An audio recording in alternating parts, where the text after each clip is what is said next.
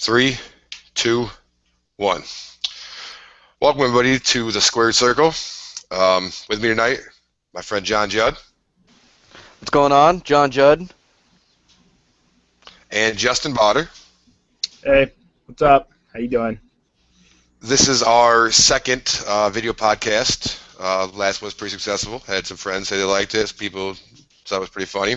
But basically, what we do is after every Monday Night Raw, we do a WWE post video podcast. Our opinions. We kind of go over what happened in case you couldn't catch all of it or you walked away for a minute. Whatever you did, you didn't get to see it. We kind of go over what happened, and then a lot of it's opinionated. So be prepared for that. All right, so let's just pretty much go right off the bat here. We're 3 weeks from WrestleMania. It should be the time of year right now is like the best time for wrestling. We're getting to find out all these matches that are happening. You know, we talked about it last week, the over the top, 30-man battle royale, all kinds of stuff. The first thing I want to say is it's not looking like CM Punk's going to make it to WrestleMania. He made an appearance last night on The Talking Dead, the post show of The Walking Dead, kind of cliche here, as Phil Brooks, his actual name. So not a word was discussed about wrestling. He pretty much answered a few questions and said he's in a really good place right now. Justin, I know we talked about this a little bit yesterday. Give me your opinion on CM Punk. If he's making WrestleMania, it's obviously not a ploy now, but I mean, what's going on with him? Time's ticking if he's coming back. I mean, they got to do something quick, but like you said, he says he's in a good place right now. So, I mean, he's been with the WWE for almost, 9-10 years now, almost. So it's time for a break for him, and he's been gone since Royal Rumble. But, I mean, WrestleMania would be awesome with him there. I mean, even if he just shows up. But timetable now, doesn't look like he's coming back, but I wish he would. All right, John, what do you think about the CM Punk situation right now? Really, I'm kind of done talking about it. He's left, and it's time to move on. It's their biggest show, and he's not going to be a part of it. Doesn't want any part of it, and I don't want to talk about him. I'm over it. I'm sick of CM Punk. I'm going to disagree. I think CM Punk needs to be at WrestleMania. He's a top 3 wrestler. He's a showstopper. He is the new it factor guy. I mean, obviously Daniel Bryan's getting this push because CM Punk's not there, which we'll get to the Daniel Bryan thing in a little bit. Hiatus, sabbatical, whatever he's doing. If he's not going to make it back for WrestleMania, the Super Bowl of the wrestling, WWE, the Super Bowl of it. If he doesn't make it back for that, I don't see him coming back for a few months until he needs to. We all know he's good with his money. He's got plenty of money saved up. He's been spotted at UFC events talking to UFC fighters, so maybe that's going to be a step he goes. Justin, I know we talked about it, like I said yesterday. You think CM Punk has a MMA career? Not a chance. Not at all. John? No, not at all. But, another thing I'm thinking about, I think a lot of the fans are echoing my sentiment here. There wasn't a single CM Punk chant for the first time in about 2 months now. Last night at Raw. No. There was. We'll get to that, but there was. All right, on to Raw tonight. Raw starts out with a big segment. Triple H out there. John, give us a little backstory about what happened on the open segment tonight on Raw. Well, Triple H comes out and starts talking, doing his thing. He's talking about how he was apologizing for last week with the Yes Movement and all that. He gets interrupted by Dave Bautista, and then he gets interrupted by Randy Orton, and they start arguing back and forth. Randy Orton's told Batista that nobody cares that he's back because he's basically irrelevant. That's pretty much what he said, and he's echoing what everybody believes. And then Triple H goes and walks away, and they're like, no. And what are you doing? We want to talk to you. And he's like, I'm done with all 3 of you. You know what? Here, I have a better idea. There will be a triple threat match in the main event at WrestleMania. It's either going to be Daniel Bryan or me. And he walks off, and he says he's going to address Daniel Bryan later on in the night. Yeah, so pretty much what happened is Triple H is trying to cement himself into the match, the main event, or trying to get into the main event. Justin, what do you think about this this three-way dance, no matter what's going to happen now. Is he just trying to sell tickets? He's trying to get back to be a full-time wrestler. I mean, what do you think? I think it's just Triple H being Triple H.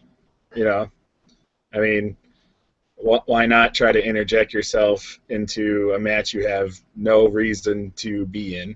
You know, why not try to show your authority? Like, you know, like, oh, if I beat Daniel Bryan, you know, I'm gonna interject myself in the match. No one wants to. I mean, God forbid that Triple H beats Daniel Bryan and then goes on to win the championship. I will jump out the window. I don't need to see that again. We had the power trip, and, you know, we had that years ago. We don't need that anymore. I mean, I think it just might work out to put a little scare into the fans that Daniel Bryan might have, you know, not such a good chance anymore, because Triple H is going to be even more motivated because he might get a title. But do I see him winning it? No. But am I scared that somehow WWE will do that? Yes. So nothing surprises me anymore. All right, John, what do you think this whole three-way dance with Triple H trying to come back in? Is he just trying to sell seats? What's he doing here? I really think it's they know Daniel Bryan is going to beat Triple H, and he's going to go on to the main event and win the title. I think everybody knows that. So I think the only thing that WWE is doing is adding a little bit less predictability. So maybe if there's this other stipulation, it's not as likely that Daniel Bryan wins. When, I mean, everybody knows that Daniel Bryan's going to beat Triple H, and he's going to go on. And I mean, unless they really that gung ho behind Dave Batista, golly, I tell you, I see no way that Daniel Bryan doesn't walk out with the title. I think it's just losing predictability. You had to get a Golly in already. Golly, man, I'll tell you, that's 2 now. Golly, 3. All right, so here's what I'm thinking. This is my take on it. It's just Triple H trying. He doesn't want to be done yet. He literally is running the company now, but he can't stop being in the ring. How's else to do it? Go in with the biggest superstar. He's not going to win. There's no way they're dumb enough to let him win and not have Daniel Bryan in that three-way dance and at the main event in WrestleMania. That's just insane if they do that. He's pretty much just saying, I'm not you know, done. I'm not retired. I can still fight with the best. And it will probably be a great match. It'll probably wear Daniel Bryan down, and then in the main event match, it'll come down to Daniel Bryan's so tired from fighting Triple H all day. And yeah, it's just, I don't know. I wish they wouldn't have done it this way. I wish they would have just let him be in the match. But, you know, they're trying to make it a little different, I guess. I don't think this is exactly where Vince Russo would go with it, but oh well. All right. Next, we'll talk about what happened on Raw next. We'll do the Usos versus the Real Americans. John, so backstory to him. Oh, I mean, there was really nothing going on here. It was a missable match. There's a pretty big spot though at the end.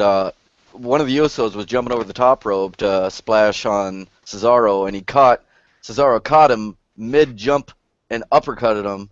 I mean, it was beautiful. It was spot on. Usos lose, the Real Americans. Cesaro pins him in cleanly, and you got to wonder if maybe they're setting that match up for WrestleMania. And the key thing is we want to make sure we point out here, no sign of a breakup tonight. No really turmoil or anything like that. Justin, you got anything to weigh in on that? I thought the match itself was solid. I didn't expect the Real Americans to win it because they've been rocky, like you said. But having it win clean, you know, I mean, Cesaro still getting that little mini push that he's been getting for a few months, and, you know, pinfall victory over the Usos will help that out. The only thing that I saw that probably wasn't scripted was Jeff Swagger left Cesaro hanging on a high five, but oh well, that's about it. Well, I read a little article earlier that a match that's being rumored right now would be because you guys watch NXT. Cesaro's been going down there, having epic battles with Sami Zayn, the up and comer down there. I heard you're gonna have Sami Zayn. Who was it? Sami Zayn, Adrian Neville against who was it, John? Do you remember there too? I want to say Sami Zayn, Neville, Cesaro on one side versus Jack Swagger and the Ascension. Yeah, that was rumored. Just throwing out there, which I think would be awesome. I know you guys know the Ascension. We talked about it a little bit last week. They're mean, evil-looking people. Oh, not a bad spot for Usos. Is still really far over. They're huge over. They'll be tag team champions at the end of WrestleMania in my book. Yeah. The next topic is a big one. I'm going to say it's a big one for once, even though I hate the guy.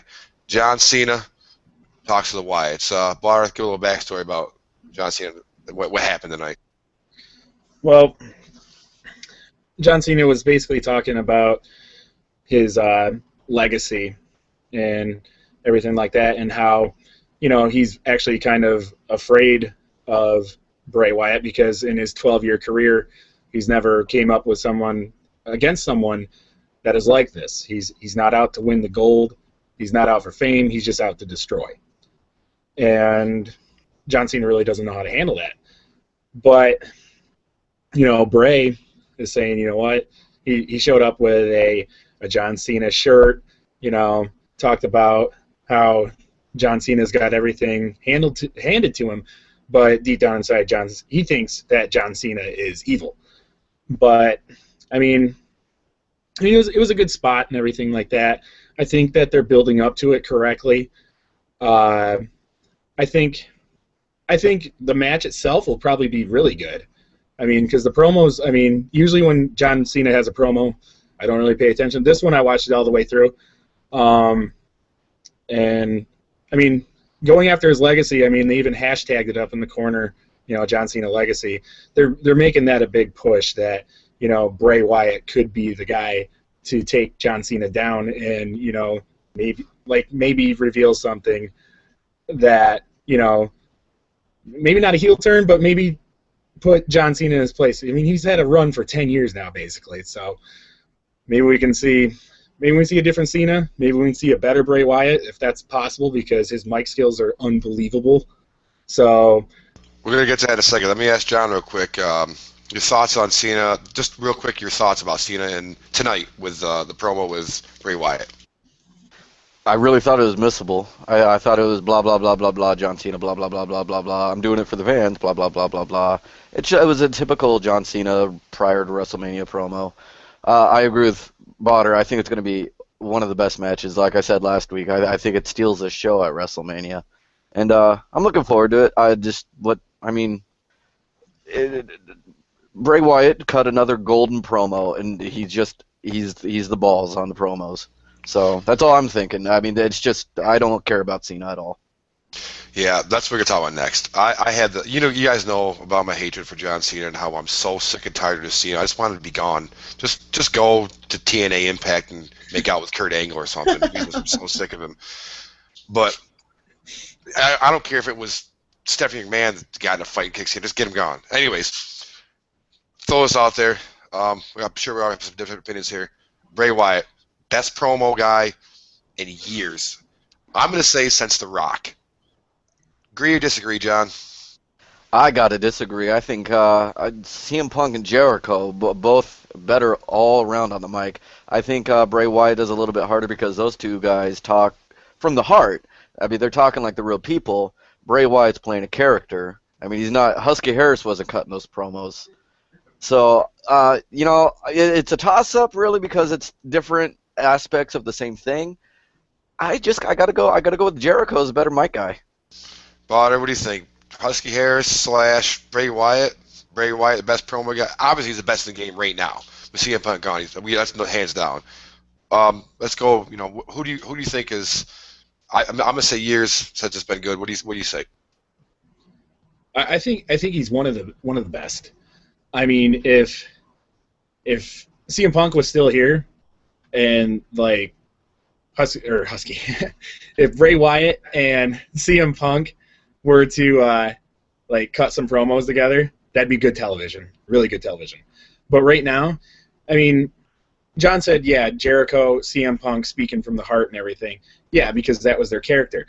But Bray Wyatt's playing his character, and he's playing it very well. There's no gaps in his game. He's Bray Wyatt. And for the promos that he's cutting, I find them entertaining. I think he's doing a job. I think he's one of the best out there right now on the mic. But since, like you said, maybe since The Rock, maybe not that good he's third out of like a top 5, top 3. I give him that. I've been entertained. Yeah, I'm gonna go with right now. He's been my favorite since Rock, Stone Cold, Attitude Era type of thing. I'm not huge in Jericho. You guys know that I'm pretty biased about him. CM Punk, great on the mic, like John said, he nailed it right on the head. CM Punk literally just said what he felt inside. That makes it easier for him. It's easy for me to go on a mic and say I hate this company doing this to me. They push me to the side and send this guy forward. That's easy to do. Bray Wyatt's got this evil, demonic, creepy, backdoor, do your sister character thing. I don't even know what it's really about, but it's awesome. That's the other thing about that. The character, he's probably one of the best written characters I've seen in a lot of years. I just like the whole idea of these serial killer guys from the mountains with big beards that are just so gruesome and just over the top. I like it. I think it's one of the best things the WWE's done in years, and I'm not a fan of what they've done lately, but that's a big one. Well, you know what they stopped doing for the longest time that they brought back with Bray Wyatt is a gimmick wrestler. That's his gimmick. It's not Dolph Ziggler show off because he does that with his hand. No, this is a guy playing a character, and you don't get a lot of that anymore in the WWE. Yeah. All right. On to the next thing we'll talk about. Obviously, we can talk about the Wyatts all day long, and the greatest. We gotta continue on the show here. Randy Orton versus Daniel Bryan. John, tell me what happened tonight. It was a great match. I want to say it went 24 minutes, including a horribly timed commercial break. It was a solid back-and-forth match. It was no DQ. Randy Orton said he wanted to do something that Dave couldn't do last week, and he went out there and just a really solid, great back-and-forth street fight. Randy Orton's playing the crowd like he does. I think some guy yelled disqualify him after he hit Daniel Bryan with a kendo stick, and Randy Orton went right back to telling this guy off right there in the front row because it's a no disqualification match, and apparently the guy just was, he was in the bathroom or something. I don't know. But at the end of the night there, at the end of the match, out of nowhere, Dave Bautista comes, swear to God, out of nowhere. I guess it's a good thing he doesn't get a crowd reaction because he just came out of nowhere and speared Randy Orton. And then Daniel Bryan hit him with a running knees, covered Orton for the 1-2-3, and I guess you could call it a clean win. It was no DQ. So.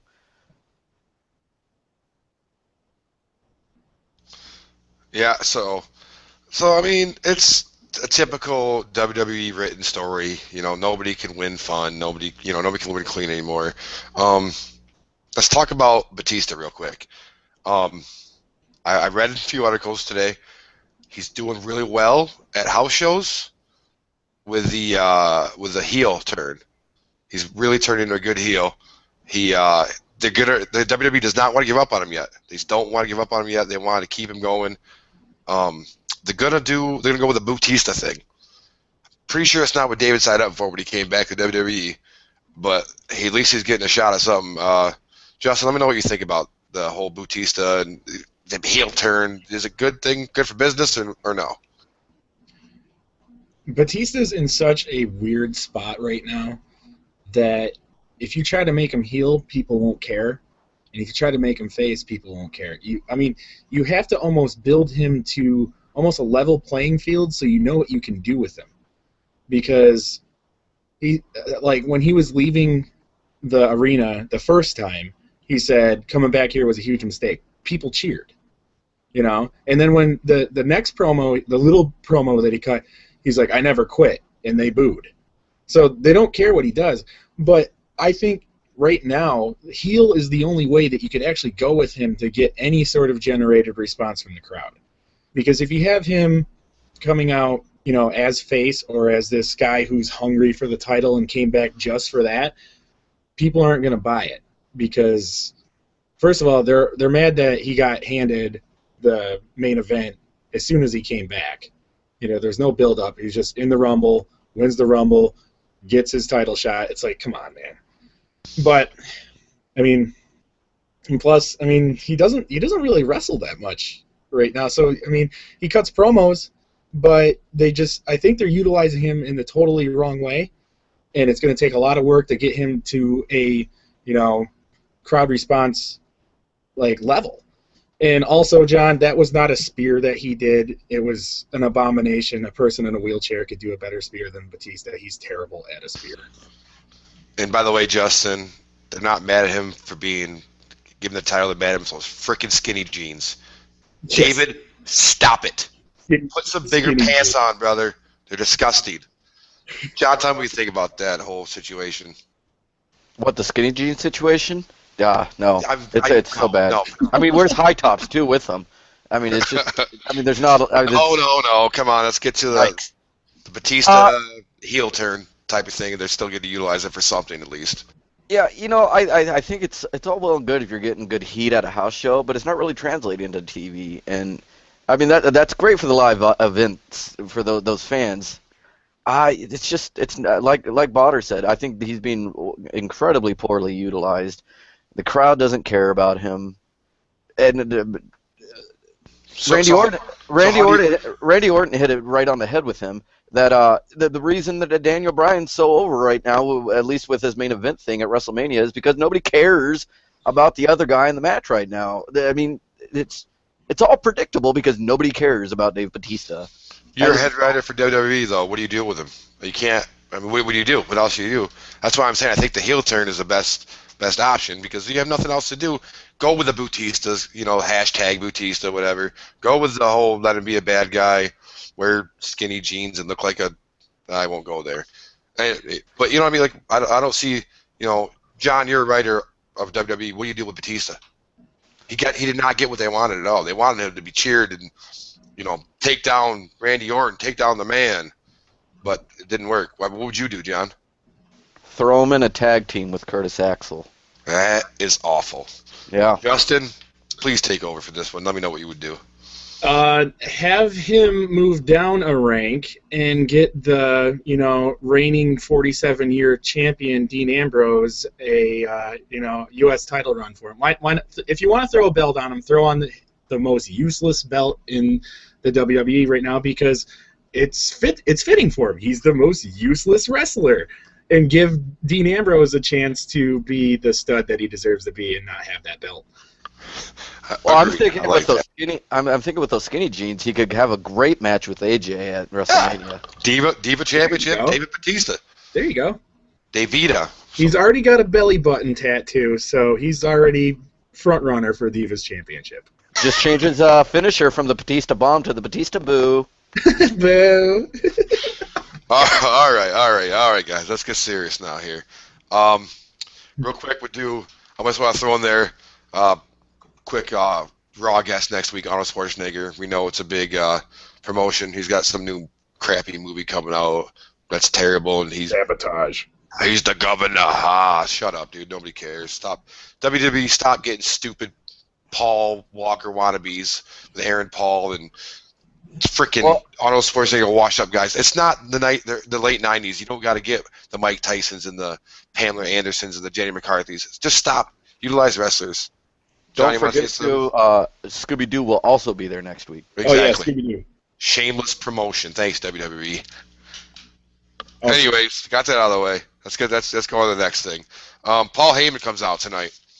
I'll do a little backstory. This comes out tonight just doing the same old thing he's been doing for weeks, just coming out talking about Undertaker and how Brock Lesnar is going to conquer him and all that. I mean, I guess the only big thing we want to say on this was during that whole thing, there really wasn't any CM Punk chance. I'm going to bring it up again. Justin, let me hear you weigh in on Paul Heyman's segment tonight. There was a montage. He said monster and conquer, and it was basically the same promo that we've been getting for the last 2 weeks. The only point he made is that the last few WrestleMania matches that The Undertaker has been doing, he's had to fight really hard to win. They weren't easy like they used to be. Well, Undertaker's like, well, first of all, he's dead. And second of all, he's old. And the point he was trying to make is that his opponents have been getting the best of him lately, and he's been basically looking hasn't ended. And now that Brock Lesnar is going to be there, it's all going to change. I mean, it's the same promo we've had for a few weeks. Brock's a monster. Undertaker's going to lose his streak. He doesn't know what he's going up against. It's same old, same old. But, I mean, at least I didn't have to see The Undertaker. Brock Lesnar, yet again, a no-show, because why show up when you have somebody to talk for you, and why would you want to show up to, just talk? Yeah, I'll weigh in real quick at The Undertaker not being there. I think he's actually going to be a main event tomorrow night. WWE's really trying to push hard for people to watch these shows on the network, NXT and main events. So they're having superstars like that. Brock Lesnar, I agree, no show. Why do it? Why waste your time? You're getting paid either way. John, quickly, let me know what you think about Paul Heyman talking about the same crap he's talked about forever. It seems like I don't even know.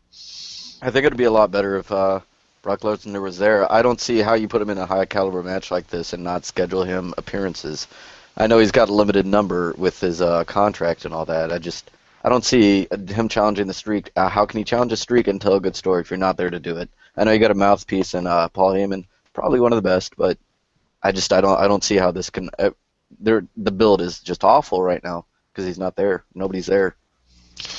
Yeah. Hashtag I hate the streak. By the way, let's make it famous. Anyways, next up, a big one here. Kane segment. Kane comes out. John, throw a little backstory to what happened tonight with Kane. Kane comes out and says that there's no way that Daniel Bryan last week could do the Occupy Raw segment all by himself, and since they're in Memphis, it had to have been Jerry the King Lawler that helped him. So he wanted Jerry in the ring and called the Shield down to escort Mr. Lawler into the ring.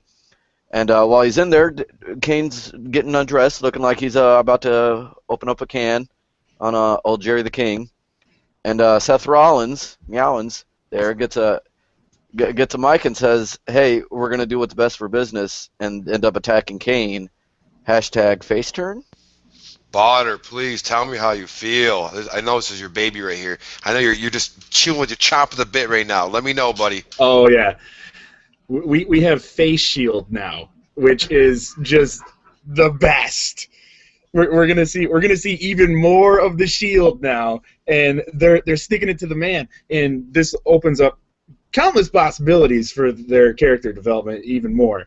But I mean, turning on Corporate Kane, very good. Triple power bomb, everything. Dean Ambrose going nuts. Seth Meowins doing what he does best. Roman Reigns is on camera, which you can't get enough of that. I mean, it was great. And this also means, since it might solidify the Shield a little bit more, so we don't have to lose the Shield. They're a face now. That's the next topic we're going to talk about right now. I'm going to ask you, John, about it. After tonight's face turn, obviously it's got to be a face turn. You don't turn on evil Corporate Kane without having at least a little face turn. Right. John, are we losing the Shield now, or they're Shield stronger than ever? What do you think? Well, I'll tell you, I was going back to last week. I was thinking the triple threat match for the U.S. title at WrestleMania is probably the only way they could go, and that they got to split up because there's no other story to tell. It never occurred to me as one cohesive unit turn face, because now they could do. There are so many more possibilities. I kind of like. I'm thinking back. I've never seen a faction all turn face at one time. I don't think that's ever happened before, as far as I can remember. There's a story there, and it's worth another few months. Just not extended, though. They all do eventually need to go their separate ways. 2-3 more years. 20? Relax with your man crush there. Relax with your Shield man crush. Retire as a unit. Let me just weigh in a little bit on this one. I like it. For the pure fact that I hate Kane, I hate the whole Corporate Kane thing. I think it's a dumb move for him, for Kane to go, because now he can never go back to the evil Kane that he once was. We had to talk about that last week a little bit. I like the move for that where they did that turn face. I don't like it overall because I really want to see Roman Reigns get that singles push. Man, he's just so good. I feel like I haven't seen a good quality, entertaining wrestler like him in a while. I really want to see him get a singles push, and he's not going to get it when he's with the Shield as a faction. They're going to keep coming out, and obviously now they're not going to come. They're going to come out and interrupt, the bad guys being mean. I like it for temporary. I'm hoping maybe next week something happens where they a little more turmoil back in it. Dean Ambrose goes missing in the popcorn machine again, and something goes on. Bart, you got one more thing to say about this real quick? I've got a great idea. Have Seth Rollins win the Intercontinental belt and then win the tag team belts with Dean Ambrose and Seth Rollins, and then have Roman Reigns win the unified belt, and they just have all the belts. Botter, I think you should change your Twitter handle to Shield Fanboy. Yeah. Anyways, next thing is... By the way, with how awful the writing is, I could see that actually happening. Triple Crown faction. All right, the next thing we'll talk about real quick, is I'll just go with this real quick, guys, because it's not important. There's an 8-man tag. I don't even need to tell you who it all was. They're just Biggie Lynch was in there. The main thing out of this was Big Show said that he was better than Andre the Giant. He's obviously going to be in the tournament, the 30-man over top tournament. And he said that he is better than Andre the Giant. I kind of agree with him. I think he's a better wrestler. I think he's more athletic. He's still alive. Potter? Well, I think his accolades speak for himself. You know, I mean, he's more entertaining. I mean, I've watched all the Andre matches that really count. But I mean, So you mean Hogan versus Andre then? Because that's the one that really mattered. Well, there was a few more that do count, but don't. Who cares? Anyway, no, Big Show is just he's a good dude. He's a lovable giant, you know. But he's got a mean streak. But do I think he's better than Andre? Yeah. I mean, Andre, surprisingly enough, invented a lot of moves that he did. He invented the pedigree, actually. Yeah, there was a lot of stuff in his younger days when he was a little smaller. Yeah. He did a lot of innovative stuff. He used to actually be able to. That's what did he do? Elbow drop off a top rope. I think he used to be able to do. Yeah. Back when he was 350 instead of 550. Yeah. But I mean, Andre's always going to be a legend. I mean, he was the original Giant. He's got to be a legend. Exactly. But I mean, it'd be fitting for Big Show to win that, just to almost finally pass him the torch that he's his own identity besides the next Andre the Giant. I mean, WCW, who was called the Giant, you know. So, I mean, I hope he wins it. I mean, he's one of the front runners. I mean, I would hate to see Ryback win it. Well, with that, I'm going to pass it to John because I know he has quite the opinion about this one on it. John, go ahead. Well, just real quick on Andre, I think a lot of people forget that he was undefeated until that match with Hogan at WrestleMania. Yeah. So, I don't know. Whatever. Goldberg was 151-0. Come on. That undefeated doesn't mean crap. Yeah. I want to say that Andre was 152. I know. He was undefeated for a solid 5 years. Whatever. Yeah, I don't know. I got to go with Andre as better overall. Just he's the originator of everything, and you look at some of the awful matches that Big Show's been in over the years. I don't know. I think it was a better character, Andre the Giant. All right. Well, opinions are opinions. All right. Oh, let's let it go. Calm down, Shield fanboy. Anyways, next thing real quick happens. Bray Wyatt comes out, destroys Kofi Kingston. That's it. Nothing more. Yeah. He just destroyed him. There was no match. He just wrecked him. He squashed him. So I'm not going to talk about that. Wait. One thing. If you can go back and see how Kofi sells that Sister Abigail, yes, that's true. Disgusting. Yeah, it's pretty good. Yeah. You sold it pretty well yourself one night, though, there, Justin. Yeah. That's illegal. We're not allowed to talk about that. Oh, okay. Sorry. That didn't happen. All right, so main event stuff. We don't have much time left, but we got enough where I don't really care.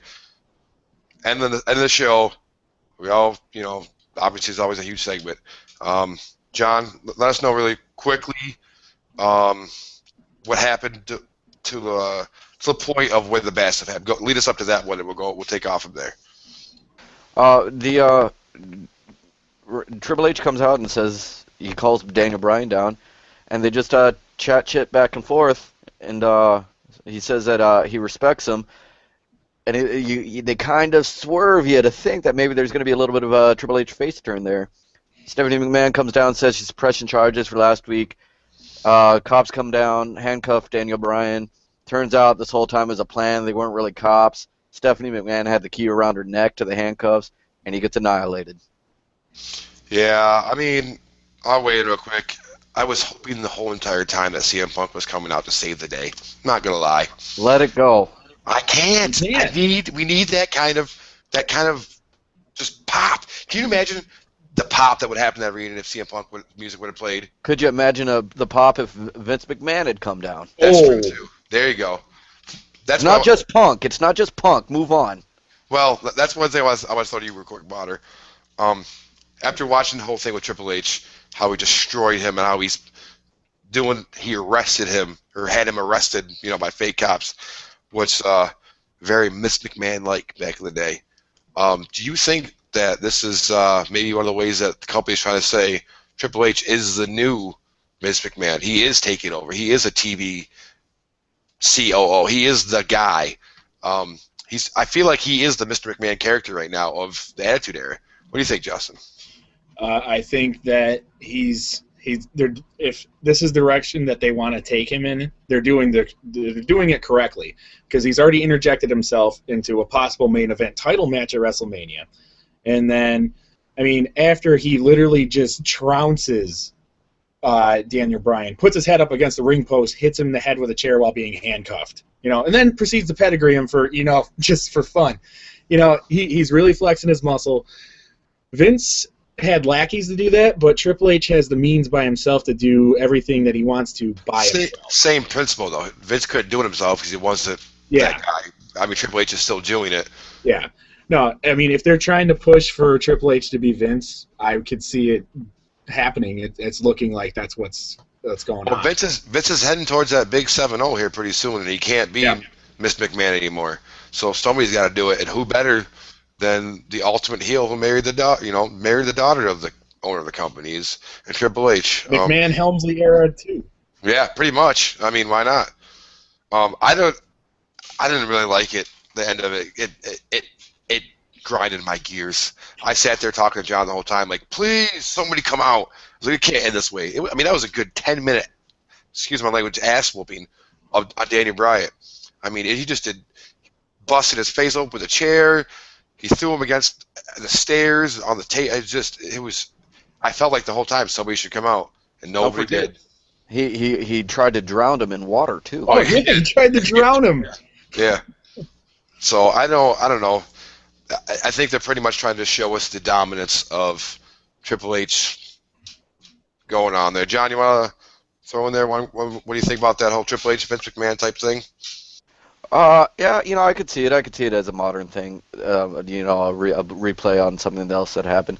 What I'm thinking here is that they're kind of shooting themselves in the foot, because for the last 3-4 weeks now, they've left Daniel Bryan laying face first in the mat. And you know what happens at pay-per-views for the guy that's been getting beat up? He wins, and they're just giving it away. I mean, you got to add a little bit of intrigue. You got to give it back and forth. I mean, you can't always be the underdog. I get it. I don't know. I would have found a way. And like you said, I was waiting for somebody to come out. It was just a little bit too long. PG era, underdog, got to look real bad. You always got to show the dominance of the guy, so that way when he wins, you say, oh my, the little guy, how did he overcome such a strong Triple H? And so on and so forth. I do kind of feel like they're making this match with Triple H and Daniel Bryan a whole lot more important than Daniel Bryan or Triple H in the main event. Yeah. In the championship match. I feel like right now they're focusing. I mean, the last segment was just, there was no Randy Orton, there was no Batista coming out. It was just Triple H, obviously Stephanie, Triple H and the Authority, and Daniel Bryan, which is kind of scaring me that what's going to happen. Well, you got to think about it this way too. The opening segment was Triple H, Randy Orton, and Dave Batista, and then Batista interfered in Randy Orton and Daniel Bryan's match. So those guys had their moments. And then that was at the beginning of the Raw. It was at the beginning. The end of the Raw is where is the moneymaker. That's the showstopper. That's true. That's always the good stuff. That was Triple H in the beginning, and then the match was in the middle that Daniel Bryan was involved in. So Triple H was involved in the opening segment.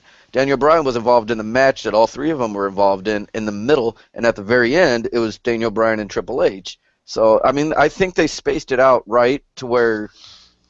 See, I don't think they do. I think whatever happens at the end of the match is the most important thing in the company right now. Or the end of the Raw. It's how it's always been.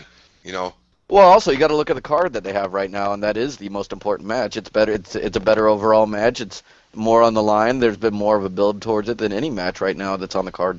Yeah, I mean, right now the card, basically the only thing you're hearing is Triple H versus Daniel Bryan, and then the possible whatever triple threat it's going to be, and the 30-man over the top rope battle royal. That's all they're pushing lately. I mean, I well, can't. remember we still got 3 weeks. They still want to keep a little bit of people sitting in their seat and not know exactly what's going to happen. Yeah, I mean, that's what you got.